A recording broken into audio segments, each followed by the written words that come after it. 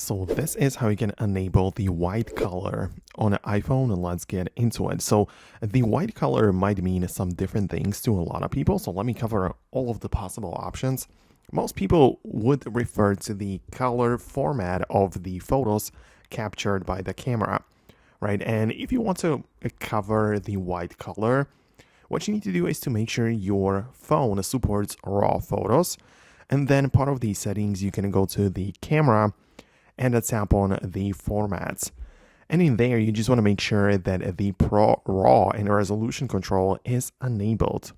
Right there, you can also change it from Pro RAW 20 megapixels to up to 48 megapixels, right? So there are some options, but as I say, it only works on some devices. Like the Pro models most definitely support it, but I believe that if you have something like iPhone 15 or 13 or whatever, then it's just not going to be part of the phone.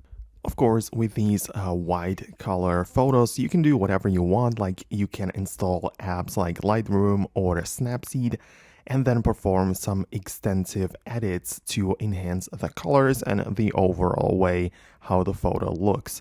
So this would be like the most common thing people need. But based on your question, I would also assume that there are some people who want to change the color of the actual display of the phone.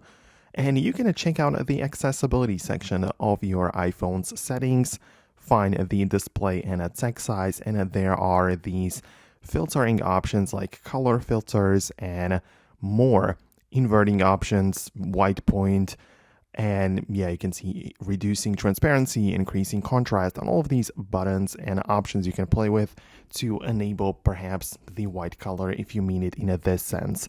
So let me know what you think about it below.